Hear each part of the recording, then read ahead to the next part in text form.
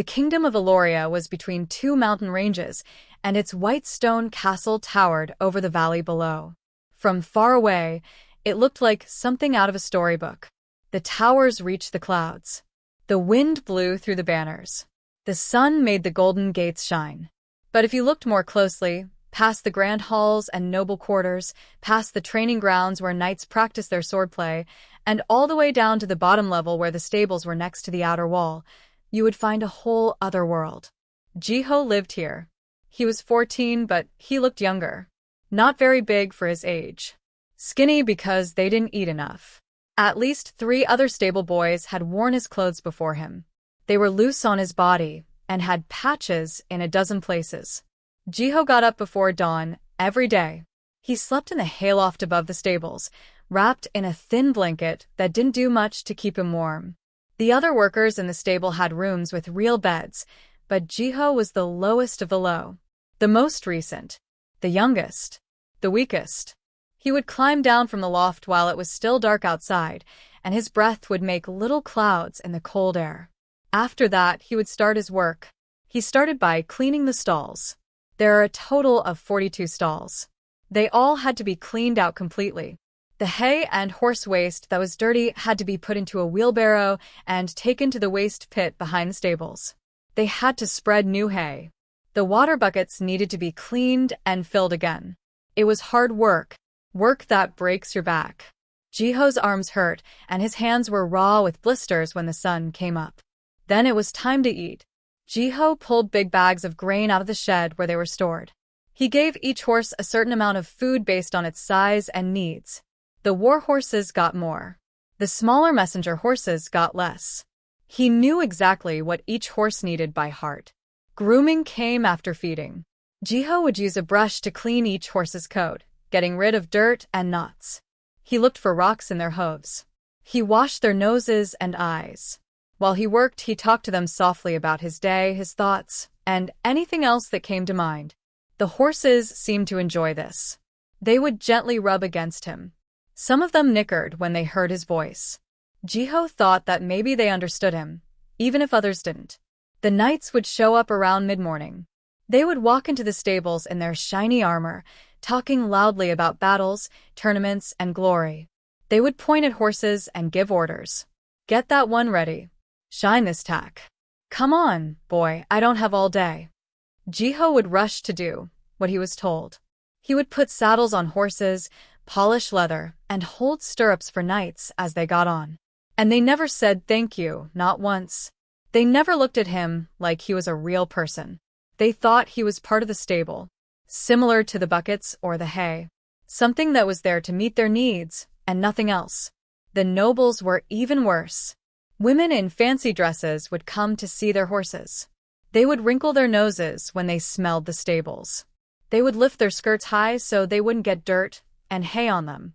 A noble lady once looked right at Jiho and said to her friend, "They really should keep these kids out of sight. It's so ugly to look at." Jiho was standing right there, close enough to hear every word. But the woman didn't care. She might as well have not seen him. The other people who worked on the stable weren't much better. There were 5 of them, and they were all older than Jiho. They had been working at the royal stables for years and thought less of the new orphan boy. Daeho was the head stable master. He was 50 years old and had a scarred face and a permanent frown. He didn't talk to Jiho much, other than to give him orders or tell him what he did wrong. "Is that what you call clean? Do it again. You're moving too slowly. Get to work faster. Boy, you're useless. I don't know why they sent you here." Daeho led the other workers. They gave Jiho the hardest jobs. He had to carry the heaviest things. They blamed him for anything that went wrong, even if it wasn't his fault. One worker, Taeyong, was especially mean. He was 19 and liked to push Jiho around when no one else was around. He would push Jiho against walls, put his food on the ground. He was carrying water buckets when he tripped. "Clumsy," Taeyong would say with a laugh. "Maybe you'd learn how to walk right if you weren't so dumb." Jiho never fought back. What was the point? Taeyong was bigger, stronger, and had friends. Jiho was all alone. Jiho only heard nice things from people when Hannah, the girl who worked in the kitchen, would sneak him extra food. She was about the same age as him and worked in the castle as an orphan. Sometimes she would bring leftover bread or cheese wrapped in cloth to the stables. "Here," she would say quietly, looking around to make sure no one saw. "You look too skinny. You have to eat." Jiho was thankful for her kindness, but he was also embarrassed. He didn't like feeling like he needed help. He was always so hungry, though, that he ate the food anyway. Jiho had been living like this for 2 years. Being invisible for 2 years. 2 years of working from dawn to dusk. He slept in hay and ate scraps for 2 years and was treated like he didn't matter. He sometimes thought about whether things would ever change. He would live his whole life in these stables, getting old and bent from hard work, and then die one day with no one remembering his name. But there was one thing that kept Jiho going. The horses. Horses didn't care that Jiho was poor, small, or an orphan like people did. They didn't think badly of him. They just wanted Jiho to be nice and take care of them, which he did. His favorite was a gray mare named Silver. She was too old to ride now, but they kept her because she used to belong to the late wife of the king. Silver was kind and patient. She would put her soft nose against Jiho's chest while he brushed her, like she was hugging him. "You get it, right?" Jiho would talk to her in a soft voice. "You know what it's like to be left out." Silver would softly blow through her nose, and her dark eyes would be warm and kind. This love for the horses led to the event that would change everything. One fall night, right as the sun was going down, there was a lot of noise at the castle gates. Jiho was in the stables, getting the last of the food ready for the night. He heard people yelling and ran to see what was going on. A group of knights had come back from the mountains in the north. They had caught a horse that was wild. This horse, on the other hand, was not normal. The stallion was huge, bigger than any horse Jiho had ever seen. Its coat was solid black, so dark that it looked like it absorbed light. Its eyes were crazy and angry. It fought against the ropes that held it, rearing up and kicking out with its front hooves. "Be careful," one knight yelled. This monster almost killed 2 men on the way here. They pulled the stallion toward the stables. 3 knights and Deho himself had a hard time controlling it. The horse's screams bounced off the walls of the castle. It was a sound of anger, fear, and defiance. They were able to get the stallion into the biggest stall and slam the door shut. The horse started kicking the walls right away. The whole stable shook. Deho stepped back from the stall and said, "That thing is cursed. Believe me, it will kill someone before the week is over." The knights agreed. "The king wants it to be ready for battle. But I don't see how that's possible. You can't get close to it without putting your life in danger." 4 different stable workers tried to handle the black stallion over the course of 3 days. All 4 of them got hurt. One person got kicked in the ribs and couldn't work for a week. One of them got bitten so badly that they had to get stitches. Deho finally said that the horse couldn't be tamed. "We'll have to put it down.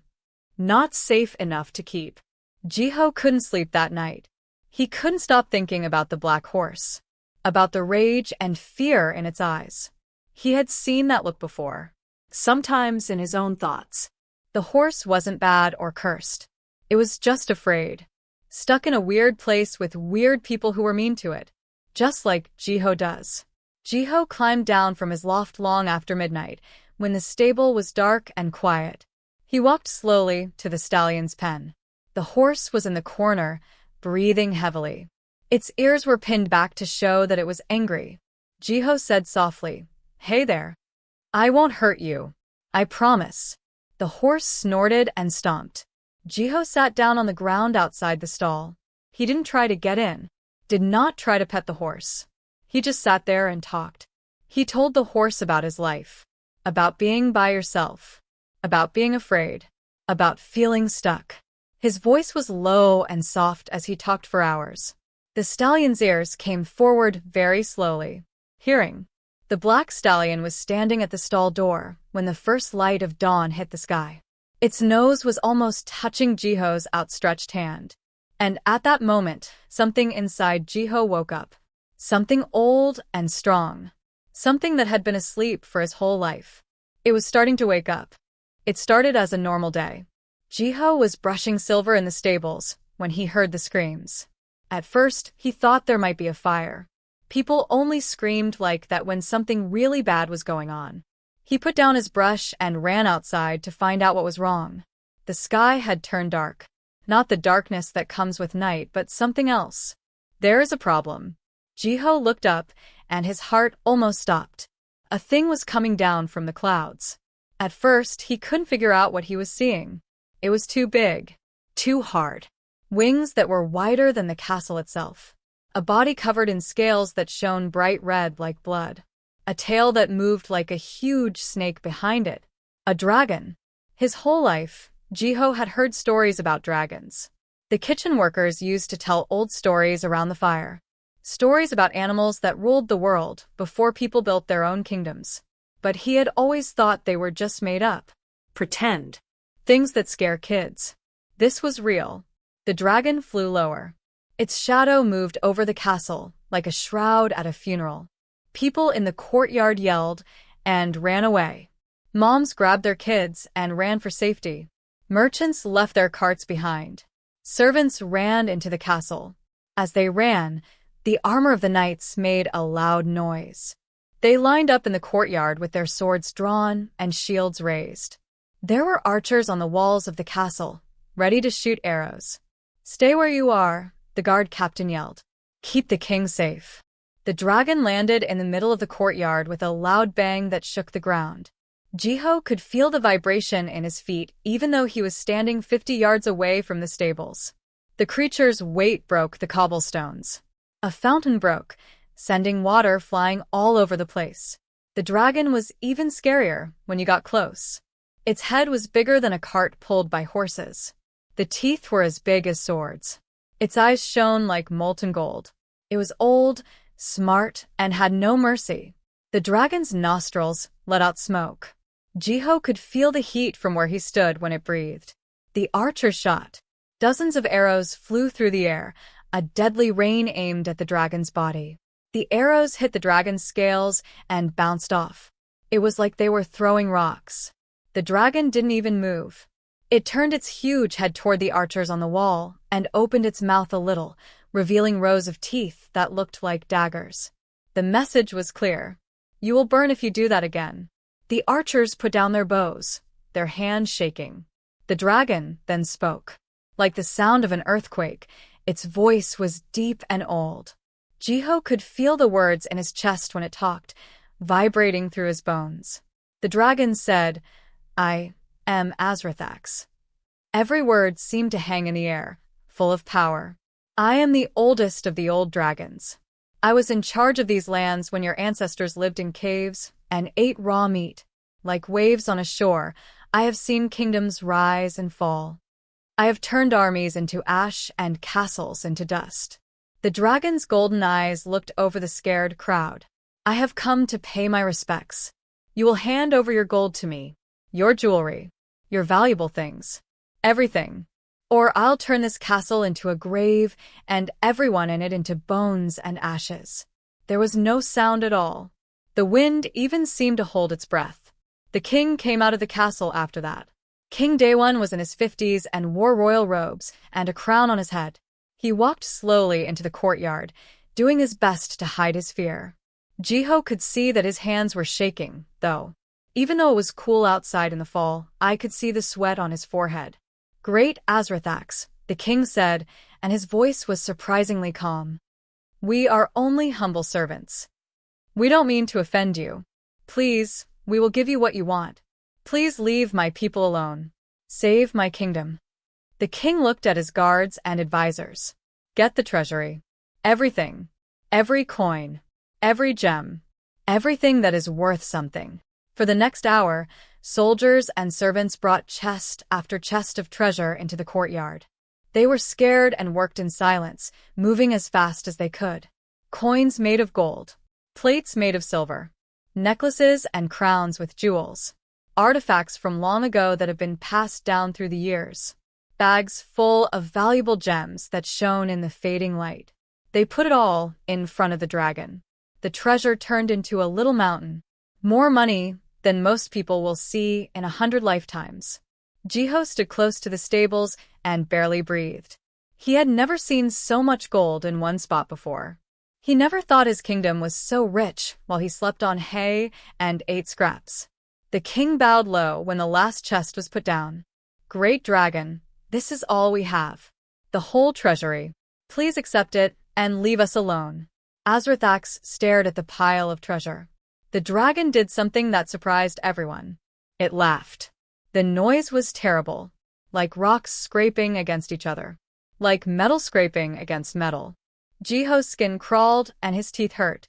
"Is this?" said the dragon, with every word dripping with scorn and amusement. "This is your big treasure? This stack of beautiful metal and shiny stones?" The dragon lowered its huge head until it was even with the king's. "I have more hoards than your kingdom. I sleep on beds of gold that could fill this courtyard 10 times over. I have things from cultures that you probably don't even know about." "This?" The dragon snorted, and smoke came out of its nose.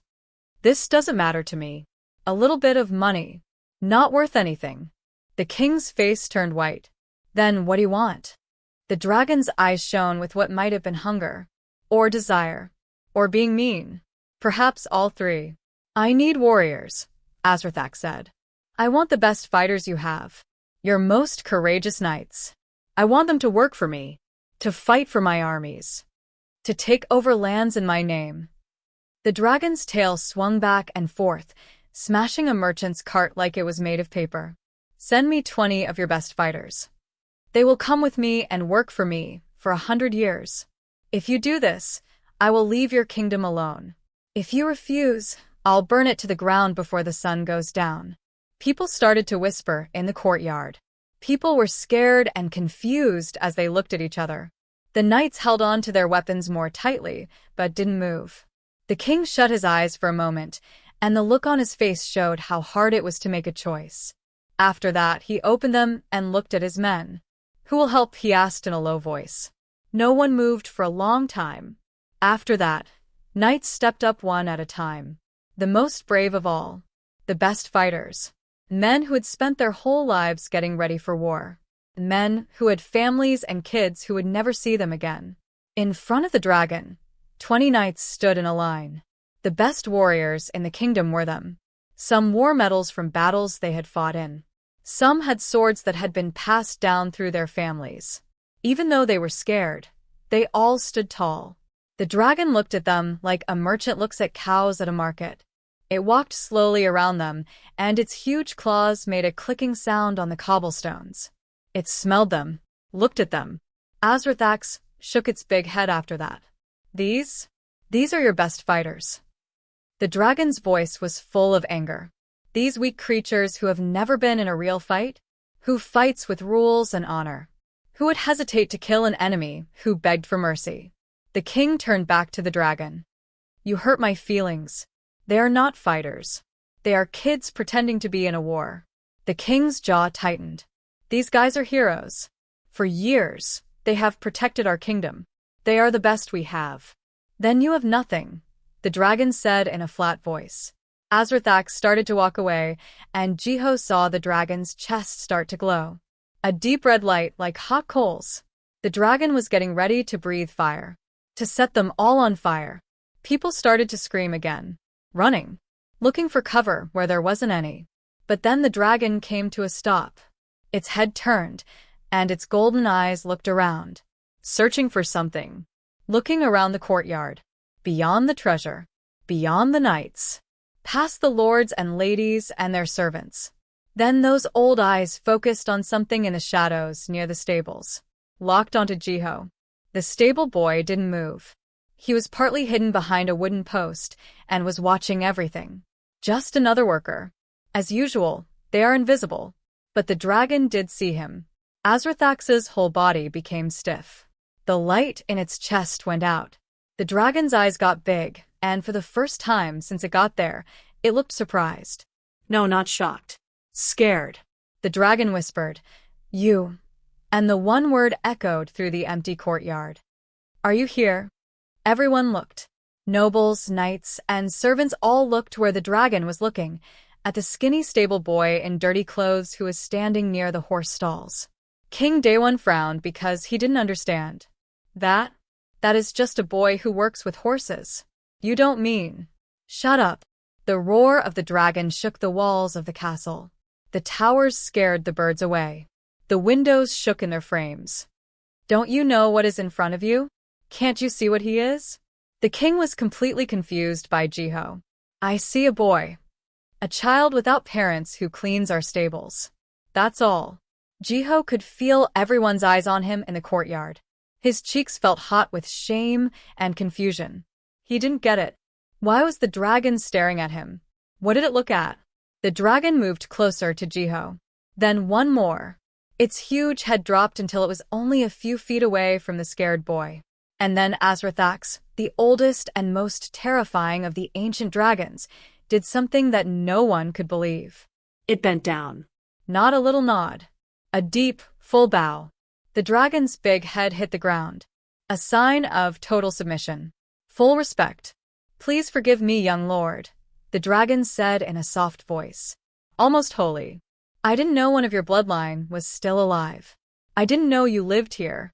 If I had known, I would never have threatened your kingdom. I'm sorry for not knowing. Jiho was unable to speak. Couldn't move. I could hardly breathe. The dragon lifted its head and stared at Jiho in a way that made him feel like it was amazed. I will leave this place in peace. Your people are safe. I swear it on my honor as one of the old ones. Then Azrathax opened its huge wings. The movement's wind knocked people over. The dragon flew up into the sky, getting higher and higher until it was just a red against the clouds. And then it was no more. There was no noise in the courtyard for a long time. Then everyone began to speak at once, yelling, asking for explanations. Everyone was looking at the confused stable boy who had somehow made an old dragon bow and run away. Jiho stood there, his heart racing and his mind racing. What had just happened? What kind of person was he?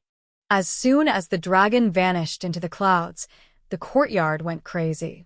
Knights came running from all sides toward Jiho. They stood in a circle around him, swords drawn, and looked scared and suspicious. Captain Donghyun grabbed Jiho's arm and held it so tightly that it hurt. The captain said, "Don't move. Don't move until we know what just happened." Nobles pushed ahead, each one speaking at the same time. Their voices mixed together into a loud, confusing noise. What is that, boy? Did you see the dragon bow to him? This doesn't make sense. Is he a threat? Should we take him into custody? Jiho tried to pull his arm away, but the captain's grip was too strong. His heart was beating so fast that he thought it might burst. He turned to look at all the people who were looking at him. Faces that are angry. Faces that are scared. Faces that look suspicious. These were the same people who had been ignoring him for 2 years. Who had walked by him as if he weren't there.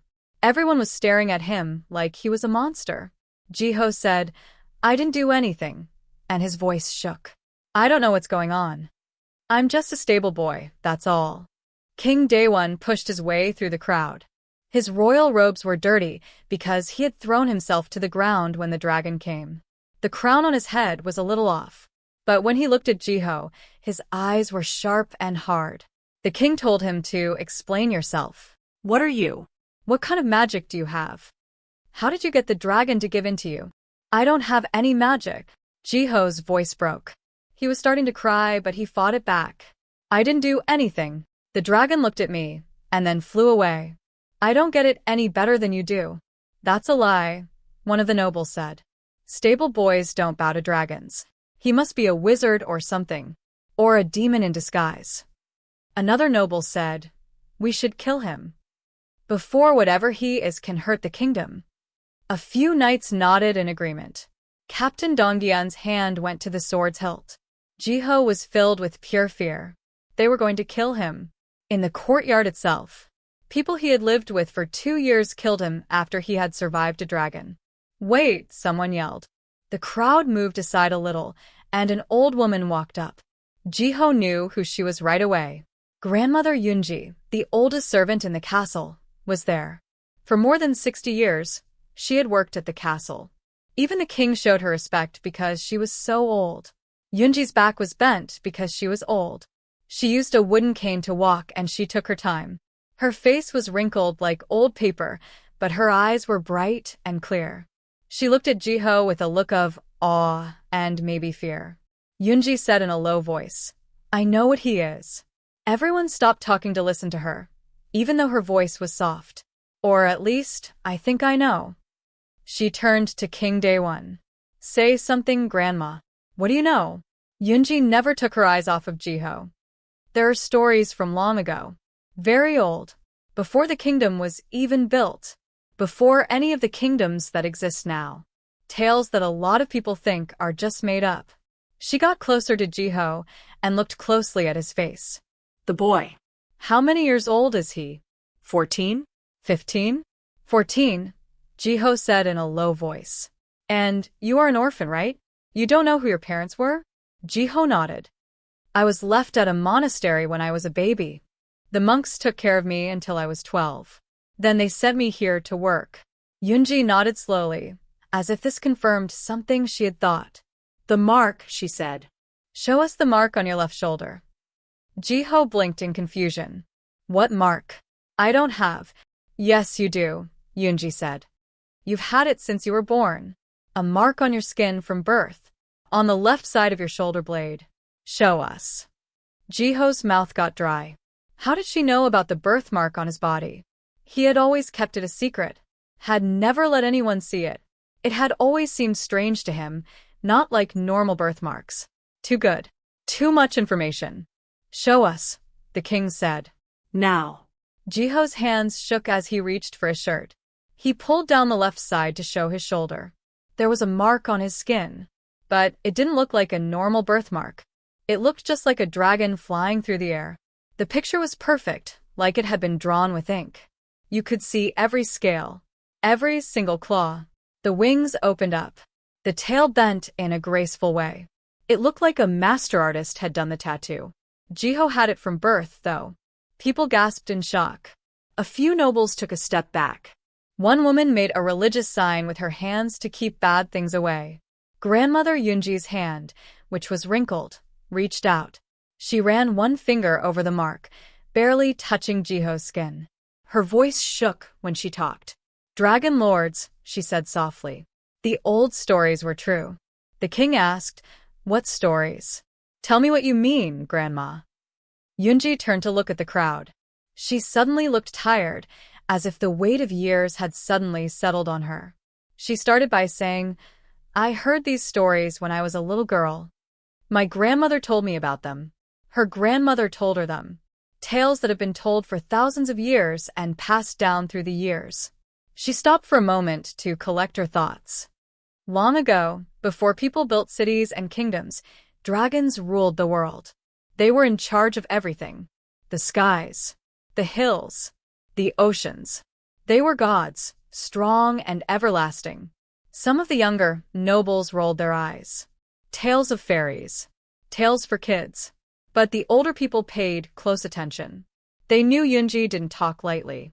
But then humans showed up, Yunji went on. And the dragons didn't care about them. Insects, things that can be eaten or ignored. Dragons have hunted people for fun for hundreds of years. Set fire to their villages. Stole their kids. Jiho listened with rapt attention. He had heard stories about dragons before, but not like this. Yunji said, "Then things changed. Some people started to be born with a gift. A link to the dragons. These people could understand what dragons said. Could feel how dragons felt. Could even tell dragons what to do if they wanted to." She pointed at Jiho. They were known as dragon lords. And they all had the mark. A birthmark in the shape of a dragon that showed up at birth. The king bent over. "What happened to these dragon lords?" "They turned into guardians," Yunji said. "They were in the way of dragons and people. They worked out a deal for peace. They stopped wars. Dragon lords kept the world in balance for 1,000 years. Dragons thought highly of them. They were scared of them, because a dragon lord could control any dragon just by speaking. But then the Great War happened," Yunji said, her voice getting sad. "Dragon lords weren't supposed to pick sides. They were supposed to stay out of it. But some dragon lords got involved when human kingdoms started fighting each other. They used their dragons to fight. Brothers fought each other. The war lasted for 50 years and killed half of the world. She shut her eyes and thought about stories that had been told to her years before. When the war was over, the dragon lords who were still alive made a promise. They would never use their power to take over again. They would hide their kids, brought up in secret. The bloodline would be safe, but hidden from the rest of the world. Over the years, the dragon lord families spread out. Some married into families that were not very rich. Some people kept their kids hidden. The mark became less common. The power went out. People eventually stopped believing they had ever existed at all. Yunji's grandmother opened her eyes and looked right at Jiho. Until now. There was no noise at all in the courtyard. It seemed like the wind had even stopped. King Daewon looked at Jiho in a new way. Not seeing a stable boy anymore. Looking at something else. Something strong. Something that could hurt you. Captain Donghyun said, "This is crazy. Dragon lords are made up. Stories. This kid is probably just... I don't know, but there has to be a different reason." 3 dark shapes appeared in the sky while he was talking. Dragons. There are 3 of them. They were smaller than Azrathax, but they were still huge. One was the color of the ocean. One was green like the leaves in spring. One was as white as snow. They flew in circles above the castle, and their wings made strong winds that made people's clothes flap around. Then, one by one, they landed in the yard. This time, gently. With care. It seemed like they were trying not to scare anyone. The blue dragon was the first to say something. We could feel it. The awakening. A bloodline of dragon lords has come to light. The green dragon nodded. We came to find out if the old stories were true. If one of the old bloodlines is still alive. Jiho's eyes met the white dragon's. There. The boy with the mark on his face. We can feel it on him. The dragon lord's strength. All 3 dragons bowed their heads in respect. The message was clear, even though it wasn't as deep as Azrathax's bow. They saw Jiho as more than just a person. The blue dragon said, "Young lord. We are bound by the oaths of old. Our ancestors promised to serve yours. We will do what you say if you tell us to. We will fight for you. Keep you safe. I'll follow you to the ends of the earth." Jiho thought the ground was moving under his feet. This couldn't be real. It can't be happening. He was nobody yesterday. A stable boy that people walked by without noticing. And now dragons were calling him Lord and saying they would serve him? I don't get it, Jiho said weakly. How do I tell dragons what to do? I don't know anything about this. The white dragon said softly, the power is in your blood. It has always been there. You just didn't know how to use it. King Daewon saw a chance. His brain was already working, already making plans. 3 dragons, and any other dragons that might show up. That was strength. Power in the military. Power in politics. He could grow his kingdom with dragons. Defeat his foes. Be the strongest king ever. He walked up to Jiho and put a hand on the boy's shoulder. A kind gesture. A king paying respect to a subject. The king said, "This is great news." But his smile didn't reach his eyes. "You have a great talent, Jiho. And I know you will use it wisely. For the good of the kingdom." He gave Jiho's shoulder a squeeze. The grip was soft but strong. "You will tell these dragons to work for our kingdom. We can use them to keep our people safe. To beat our enemies. Think about all the good you can do." Jiho stared at the king. At the fake kindness in his eyes. At the greed that was barely below the surface. He thought about the last 2 years. Sleeping on hay. Eating leftovers. Not being seen. Being nothing. Before, the king had never cared about him. Hadn't even given him a second thought. But what now? Now that Jiho was in charge? The king wanted to be friends with him now. Jiho let go of the king's hand. He said quietly, "No." The king's smile stopped. "What?" "I said no." Jiho's voice was stronger now. "I won't tell the dragons what to do for you. I won't be your weapon." The courtyard fell completely silent. No one said no to the king. No one. King Daewon's face got darker. You forget yourself, boy. I am the king of you. You will do what I say. Jiho said, You are not my king, and he was surprised by how brave he was. I lived here for 2 years. I worked for you for 2 years. And you never saw me. They never said thank you. Never cared if I lived or died. He pointed to the knights and nobles around them. You all didn't. You thought I was dirt. Nothing. Less than nothing. Jiho looked at the 3 dragons that were watching him, then back to the king. You want me now that I have power? Now I matter? He shook his head. No. I won't be used. The dragons made a rumbling noise that could have meant they were happy. And at that moment, everything changed. People no longer ignored Jiho, the stable boy. He was different. Something that could hurt you. Something that doesn't cost anything. The mood in the courtyard changed as soon as Jiho turned down the king. It was like watching a storm come. Dark. It's dangerous. Ready to break. One of the king's most important advisors, Lord Sangwoo, stepped forward. His face was red with rage. This is treason. The king gives the boy a direct order, but he won't follow it. He needs to be arrested right away. Other nobles joined in, and their voices got louder. Rude kid. He doesn't know where he is. This is what happens when you're nice to orphans. King Daewon raised his hand to ask for quiet. His friendly mask had fallen off completely. Now his face looked cold and calculating. Guards, he said softly. Arrest the boy. We will talk about his future in private. 6 guards came up to Jiho. They were the king's own soldiers, heavily armed and trained to follow orders without question. They moved away from him, surrounding him with their weapons. Jiho's heart was racing. He stepped back, looking for a way out. But there was no way to get out. Guards up front, guards in the back, nobles all around. After that, the 3 dragons moved. It wasn't mean. They didn't fight. They just stood between Jiho and the guards. The blue dragon is on his left. The green is to his right.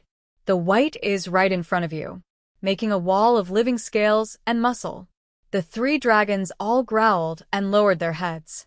It was a deep, rumbling noise that came from somewhere inside their huge chests. A noise that shook the cobblestones. A sound that made it very clear. Stay away. The guards came to a stop. One of them moved back, without meaning to. The blue dragon's eyes started to shine from the inside. There was blue fire between its teeth. Anyone who touches the Dragon Lord will have to answer to us. There is no threat here. That's a promise. Captain Dong Hyun took out his sword. We work for the king. We do what the king says. Then you will die if you follow those orders, the green dragon said in a calm voice. We don't want to hurt you, but we have made promises that are older than your kingdom.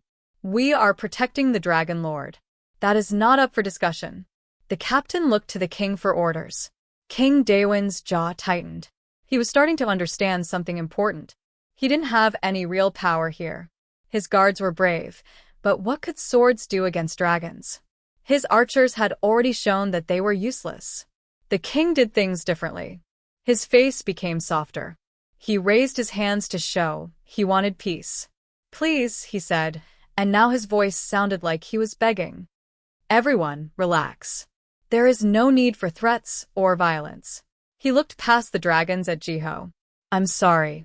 I was too quick. Demanding. I shouldn't have done that. The king moved a little closer, but he stayed a respectful distance from the dragons. Jiho, you are right. I haven't seen you before. We didn't either. That was wrong. Mean. You deserved better. Some of the nobles looked shocked by what the king said. A king never said he was sorry, not even to a stable boy. But please, King Daewon said, don't let your anger get the best of you. Think about the people of this kingdom who are not guilty, the people who work on the farms, the parents who are trying to feed their kids, the old people who can't protect themselves. He pointed to the castle walls and the city beyond. We have enemies in our kingdom, other countries that would attack us if they thought we were weak, thieves who attack our villages, monsters that come out of the woods. Our people suffer when they aren't protected. The king's voice got louder and more passionate. You have been given a wonderful gift. A power that only comes around once every 1,000 years. Are you going to waste it on being angry? About pride? Or will you use it to keep people safe who can't keep themselves safe? Jiho felt the words hit him. He wanted to say that they were just trying to trick him. And at least some of it was manipulation. But there was also some truth there. He thought about Hannah, the girl who worked in the kitchen and brought him food. She was nice. Kind. She wouldn't be able to protect herself if bandits came after her. He thought about the blacksmith's daughter, Minji. She was just 12 years old. She would smile at Jiho when he walked by her father's shop. He was the only noble's child who ever talked to him. What would happen to her if soldiers from the enemy came? He thought about the kids who played close to the stables. They would run around, laugh, and chase each other, full of life and happiness. They had never made fun of him. Don't hurt him. They didn't do anything wrong. Jiho shut his eyes. He was really mad at the king. His anger was understandable, but punishing the innocent for what the guilty did? That wasn't fair. Jiho slowly opened his eyes and said, "I will help the people, but I won't help you." The king looked unhappy. "I don't get what the difference is." Jiho said, "You want me to be a weapon. You want me to defeat your enemies. Make your borders bigger. Make you the strongest king in the whole world. That isn't safety. That is victory." He looked at the dragons and then back at the king. "I will keep innocent people safe from harm. I will put an end to raids and invasions. I will keep things calm. But I won't be your weapon in war." Lord Sangwoo sputtered. "You can't tell the king what to do. You are still a citizen of this kingdom." "Am I?" Jiho asked. "Or am I something else now?" The voice of the white dragon sounded like the wind through trees in the winter. Dragon lords don't work for any kingdom. They're different. Above. They only answer to their own conscience and the laws of the past. The dragon stared at King Daewon. "You won't be able to control him. We will burn your dungeons if you try to lock him up. We will destroy your castle if you try to hurt him. These are not threats. These are facts." The king knew he had lost. He couldn't control Jiho. Couldn't use him. Couldn't put him in a cage. King Daewon nodded slowly after a long time of silence. "Okay. You are free to leave. To do what you want. But I hope you'll be kind when you have so much power." Everything changed for Jiho in the weeks that followed. The dragons took him out of the castle. They took him on a plane to old places. Caves in the mountains that hadn't been seen by people in 1,000 years. Valleys that were hard to find, where the air felt different and full of old magic. They taught him there. Seraphine, the blue dragon, taught him how to speak Dragonese. It didn't sound like people talking. It made sounds that the human throat wasn't meant to make. Soft rumbles. High trills. Combinations that didn't seem possible. Jiho, on the other hand, found that the sounds came naturally when he tried. Like some part of his brain already knew how to do it. His dragon lord blood remembered what his mind had forgotten. "Good," Seraphine said when Jiho was able to say his first full sentence in dragon tongue. "You learn fast. The gift is strong in you." Thornscale, the green dragon, taught him how to feel what dragons are feeling. "Close your eyes," the dragon said. "Use your mind to reach out. Feel for us." Jiho made an effort. There was nothing at first. After a while, he started to feel something, like heat coming from a fire. But it wasn't warmth from the body. It was emotional presence. He could feel Thornscale close by. I could tell the dragon was interested. His ability to wait. His tiredness from long ago. Jiho whispered, "I feel you," in awe. "Now open your mind," Thornscale said. "Have empathy for others." Jiho pushed his senses out, and all of a sudden he could feel more. Seraphine was on his left, and her feelings were more complicated. Hope and determination together. In front of him was the white dragon Winterfang. It was cold and clear, like ice on top of a mountain. And beyond them, farther away, he felt other people. Dragons he had never seen before. Some people are curious. Some people are sleeping, watching from afar, some old and powerful. "There are a lot," Jiho said. Winterfang said, There are thousands of dragons in the world. Most of them stay hidden, but they all knew when your power came to life. They are keeping an eye on you to see what kind of dragon lord you will be. That thought was both scary and exciting at the same time. The dragons also taught him about the past. History that isn't cleaned up like what kids learn in school. They told him about the first dragon lords. How they fought back when dragons saw humans as food. How they made dragons see humans as equals. Your ancestors were not conquerors, Seraphine said one night as they sat by the fire. They were people who made deals. People who keep the peace. They stopped all of humanity from going extinct. But they also stopped humans from hunting dragons to death, Thornscale said. When people made weapons that could kill dragons, your ancestors made sure that they could only use them to protect themselves. Balance, Winterfong said. That was always the point of dragon lords. To keep the balance between species. To stop either side from killing the other. Jiho took in this information like a sponge. He found out that dragon lords weren't supposed to serve kings or kingdoms. They were different, not taking sides. They only stepped in when the balance was in danger. What happened during the First World War? One day, Jiho asked. Grandmother Yunji talked about it, but she didn't go into detail. The three dragons looked at each other. Finally, Seraphine spoke up. Dragon lords are people, she said softly. And people are loyal. Loves. Families. Some dragon lords couldn't stay neutral during the Great War. They thought their home countries were in danger. Their loved ones were in danger. They picked sides. And when dragon lords fight each other, Thornscale went on. Using dragons as weapons, the damage is beyond belief. Cities were completely destroyed. Armies were wiped out. The war went on for 50 years and killed millions. Winterfong said, the dragon lords who lived were horrified by what they had done. They promised that it would never happen again. They ran away, put their kids away, let the bloodlines fade into nothingness. Letting the power go is better than risking another war. Jiho felt the weight of this past. The duty. He was one of the first dragon lords to come out in public in hundreds of years. What he did now would be important, would show others how to do it. Jiho came back to the kingdom after a month of training. But he never went back to the castle. He went to the villages instead. To the small towns where regular people lived. He was helpful to them. Jiho rode Seraphine to the farming village when bandits attacked it. The bandits ran away when they saw the dragon. Jiho went to see a noble lord who was mistreating his workers and not paying them for their work. The noble suddenly became a lot more kind. Jiho and Thornscale hunted down a huge wolf-like creature that was attacking shepherds in the woods. Not to kill it, but to move it to the deep wilderness, far away from people. People heard about it. The dragon lord who helped regular people, who did not work for kings or nobles, who spoke up for people who didn't have power. People started asking for help. Not from kings, but from everyday people. A village that might flood. A town where sickness was spreading. A place where crops failing meant people would starve. Jiho did his best. The dragons were helpful. They used their power to make levees. Their fire to clean the water. How quickly they can deliver medicine. And Jiho figured something out. He was meant to do this. Not win. Don't make empires bigger. But keep safe.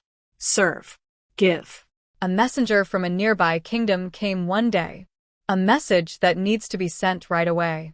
An empire from across the sea was attacking their kingdom. They were losing. In a hurry. They needed help. King Daewon sent Jiho a messenger of his own. Look, they need you. Will you stand by while innocent people are killed? Jiho read both texts. He thought about what the dragons had taught him. About finding balance. About what he wants to do. After that, he made his choice. He would leave. Not to serve one kingdom, but to keep innocent people safe.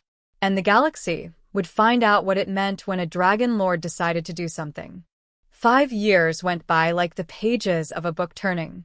It has been 5 years since a dragon bowed to a stable boy and changed everything. Jiho was now 19 years old. More tall. More powerful. But in a lot of ways, he was still the same person he had always been. He would go back to the castle where it all started every few months. Not to the big halls or the throne room. To the barns. He would quietly walk in, usually at dawn when not many people were awake, and help with the morning chores. The stable workers were always shocked to see him. The Dragon Lord himself, cleaning out stalls and moving hay bales like any other worker. They would say, "My lord, you don't have to do this. Now this is below you." Jiho would just smile and shake his head, though. Nothing honest is too low for anyone. And I like the job. It makes me think. Reminds you of what? Of who I was. Of how it felt to not be seen. To be treated like I didn't matter. He would stop working and lean on his pitchfork. I never want to forget how that felt. The day I forget is the day I start treating others the same way they treated me. He always went to see Silver, the old gray mare. She was very old and could hardly walk. But she still knew Jiho. She would nuzzle up to him and blow softly through her nose while he brushed her coat and told her about his travels. Jiho would whisper to her, "You were my first friend here. You cared when no one else did.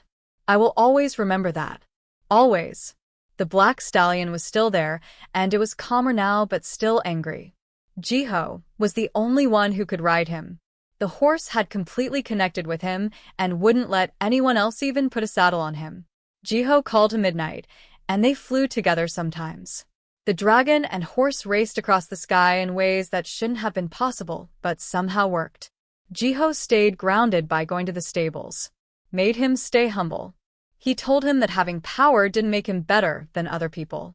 Just more responsible. But he spent most of his time making something new. Something that the world had never seen before. The Riders of the Dragon. It happened by chance. A girl named Sora came to Jiho for help. A warlord wanted to take her village's land, and they were in danger. There was nothing special about her. She was just a farmer's daughter, 18 years old, and had never been in a fight. But she was brave. She had walked for 2 weeks to find Jiho. Had refused to give up even when guards and officials told her the Dragon Lord was too busy for common people. Sora said, "I don't have any money to pay you," when she finally stood in front of Jiho. "I don't have anything of value, but the people in my village are nice. They shouldn't have to lose their homes. Please." "I will do anything." Jiho looked at her. Saw how determined she was. The strength she has even though she's scared. "Are you going to fight for your village? If I give you the tools?" Sora straightened her back. "Yes." "Even if it's risky? Even if you could die?" "Yes." Jiho told Seraphine to bring out her youngest child. A dragon that is only 3 years old, and small for a dragon, about the size of a big horse. The little dragon was blue-green, and had eyes that were very interested. Jiho said, "This is Tidewing. Touch her. Let her feel your heart." Sora slowly reached out. Something happened when her hand touched Tidewing's scales. A link. A link. At the same time, Sora and the dragon gasped. Sora whispered, "I can feel her. Her feelings. Her ideas." Jiho said, "And she can feel yours." Dragon Lords are born with this power. But I've learned that people with kind hearts, bravery, and love can also connect with each other. It's not as strong as what I have, but it's real." He grinned. "Would you like to be the first person to ride a dragon?" More came over the next year. Not nobles looking for fame. Not knights who want power. But normal people with amazing hearts. Tamine was a former servant who had protected children during a bandit raid. Juno was the son of a blacksmith. He gave half of his pay to feed the poor. An old teacher named Miho, who had been teaching orphans for free for 40 years. Nari was a young shepherd girl who once fought off a wolf to protect her flock with only a stick and her willpower. Each one made a connection with a young dragon. They all became dragon riders. Jiho taught them himself, not only in flying and fighting, but also in the philosophy of what it meant to have that kind of power. "We are not soldiers," he told them when they first met. "We are not conquerors. We don't fight for kings or their kingdoms. We fight for other people. For the innocent. For people who don't have a voice or power." He looked at each one of them. "You were all picked because you know what it means to be in pain. To be ignored. To be unable to do anything. Your experience is your best asset. It means you won't ever misuse the power you have now. People talked about the dragon riders for a long time. They went to all the kingdoms and helped out wherever they could, putting an end to unfairness, taking care of the weak, connecting people from different communities. But Jiho did more than just make dragon riders. He changed the laws with his power. He went to King Daewon and made new demands, not requests. What people want. There were 12 dragons flying around the castle to back it up. Jiho said firmly, "No child in your kingdom will go hungry. You will set up places in every town where people can get food. Orphanages will get the money they need. The state will take care of any child who doesn't have a family." King Daewon didn't like being told what to do in his own throne room. He looked out the window at the dragons and put aside his pride. It will be done. Also, Jiho said, people will no longer be judged by their birth. If a farmer's son wants to, he can become a scholar. A servant's daughter can own things and run businesses. A person's social class will not decide what they can do. The nobles will be angry about that, the king said. Then the nobles will learn to change, Jiho said in a cold voice. Or they will have to deal with me directly. And don't forget that I was a stable boy. I know how they treat people they think are less than them. The king said yes. What options did he have? Other kingdoms also got similar requests. Some kings accepted the changes with grace because they saw the sense in them. Some people fought back until Jiho and his dragon riders came to see them in person. It was amazing how quickly kings agreed when a dragon landed in their yard. Jiho's name became known over time. He helped and protected kings who ruled fairly, treated their people well, and made sure that their laws were fair. Their kingdoms did well. Trade thrived. People felt safe. But kings who were cruel, who made their people suffer, and who hoarded money while their people starved were treated very differently. Jiho would show up in their throne rooms without warning and give them a simple choice. Change your ways, or I will find someone else who is better suited to rule. Most of them changed. A few did not. Those few found out that Jiho wasn't lying. He would get the people who were being hurt to fight back. Help them get things in order. Help them fight back. Dragon riders would make sure the fighting was fair when it happened. No mass killings. No terrible things. It's just a change of power from the dishonest to the honest. In just 3 years, the political scene had changed completely. Kings were careful now that they knew people were watching them. Tyranny became less common. Less unfairness. People who weren't rich had rights and protections they didn't have before. People called it the Age of Dragons.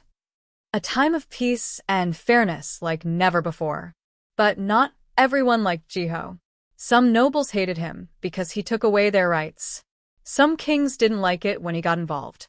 There were attempts to kill him. 3 in just the first year. All of them failed. You can't poison someone whose food is being tasted by dragons. You can't surprise someone who can feel emotions and knows when people are going to hurt them. King Daewon died in the 5th year. He was 68 years old, which was old for that time. He died in a natural, peaceful way. He died while he was sleeping. His son, Prince Hyun, took over as king. He was 23 years old. And he was one of the few people who were nice to Jiho when they were both kids. Jiho was 12 years old when he first came to the castle as a stable boy. Hyun was 9 at the time. Young Hyun had actually talked to Jiho, which was different from the other nobles. Had asked for his name. He once shared his lunch with Jiho because he thought he was hungry. It was a small act of kindness. Jiho, on the other hand, never forgot. Hyun was now king, and one of his first acts was to call Jiho. Not as a thing to be told what to do, but as a friend to talk to. They met in the royal gardens, which were less formal than the throne room. 2 young men who had been friends since they were kids. Hyun said, "I need your help. I want to be a good king. Better than my dad. But I don't know how to do it. I grew up with a lot of money. I never had to go through anything hard. How can I rule people whose problems I don't understand?" Jiho liked how honest it was. Then learn. Walk around with your people. Not like a king looking over his kingdom, but like a man trying to learn. Pay attention to them. Listen to their problems. Feel their pain. Will you teach me? Hyun asked. I'm not a teacher. You taught the dragon riders. You changed the way whole kingdoms work. You know more about justice than anyone else I know. Hyun looked at him with a serious look. Please. Help me become the king my people need. Jiho said yes. For the next year, he and Hyun worked together. Jiho took the young king to see parts of the kingdom he had never seen before. The poor people lived in the slums. The farms where families worked from dawn to dusk to make ends meet. The orphanages where kids grew up without love or hope. What Hyun saw scared him. And changed by it, he started to make changes. Changes that matter. Not because Jiho made him do it, but because he really wanted to help his people. Together, they made Eloria a great kingdom. A place where everyone, even the poorest person, had value and a chance. Where orphans got an education and care. Where people of all social classes were rewarded for their hard work. One day, Jiho got a girl. She was an orphan who worked in a noble's kitchen when she was 13. Her name was Hannah, just like the girl who used to help Jiho in the kitchen. But this Hannah was different. She had the sign. There is a dragon birthmark on her left shoulder. Jiho had a lot of different feelings when he saw it. Joy that the bloodline lived on. Hope for what this meant. But they were also worried about how heavy this girl's burden would be now. He drove her to the mountains, where Seraphine and the others were waiting. The dragons looked her over very carefully. Yes, Seraphine said. She has the blood. Another dragon lord. The gift goes on. Hannah, who was very small, looked scared. What does this mean? Will I have to fight? Will people be afraid of me? Jiho knelt in front of her, just like grandmother Yoonji had done for him before. It means you're one of a kind. You have a talent that can help others. But it's also a duty. A lot of weight. He held her hands gently. I know you're afraid. I know you think you don't matter. But you're wrong. You are important. You've always been important, even when people didn't see it. Hannah's tears fell down her face. Why me? I'm just a girl who works in the kitchen.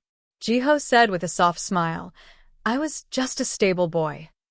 The gift doesn't care about money or status. It cares about the heart. And I can see your heart, Hannah. It's good. It's nice. It's strong. He stood up and put a hand on her shoulder. The dragons weren't afraid of me because I was strong. They were afraid of me because I knew what it was like to be weak. I knew what it was like to be in pain. To not be seen. To be nothing in the eyes of others. Jiho looked at the other dragons and Seraphine. That knowledge made me fair. Made me fair. Made me deserving of this gift. He looked back at Hannah. You've been through the same things. You know what it's like to be ignored. To be treated like you're not a person. That pain and that knowledge will make you a better dragon lord than I could ever be. Will you show me how? Hannah asked in a soft voice. Every day, Jiho said. Starting now. And so the legacy went on. Dragon lords coming up not from palaces, but from poor areas. Not from being rich, but from being hurt. People who knew what it was like to suffer became the best defenders of those who were suffering. The stable boy that everyone ignored had become the most respected person in the world. People sang songs about him. Told stories. Kids acted out Jiho and his dragon riders in games. But Jiho never let the praise get to him. He still went to the stables. Still took care of horses and cleaned stalls. Still remembered what it was like to be nothing. That memory, that humility, was his best quality.